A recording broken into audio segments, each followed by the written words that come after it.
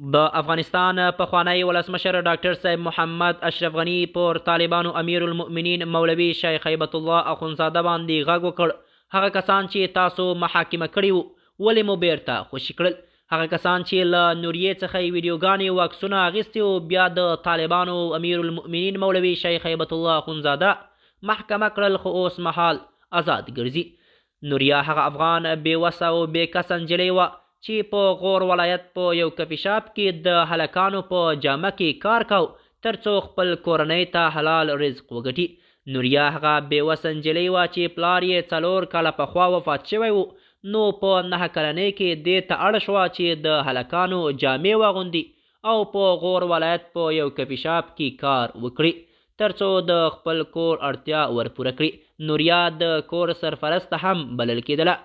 د حقیقت چینل درنو کتونکو سلام، ستړي مشئ، وخت مو په خیر. په دې هیله چې روغ او جوړ واوسئ. د افغانستان پخوانی ولسمشر ډاکټر صاحب محمد اشرف غني چې اوس مهال په عربي اماراتو کې میشت دی او عربي اماراتو ورته سیاسي پناه ورکړي د طالبانو امیر المؤمنین مولوي هیبت الله اخونزاده څخه وغوښتل چې دغه کسان چې له نوریې څخه یې ویډیوګانې او عکسونه اخیستي او بیا یې خپاره کړي او باید محاکمې ته دوباره راوکږل شي.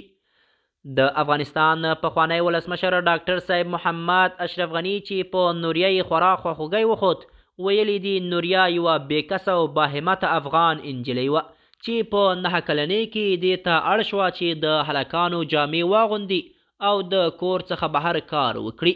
نوریا هغه افغان انجلۍ وه چې د هلکانو په جامه کې په غور ولایت په یو کفي شاپ کې کار کو.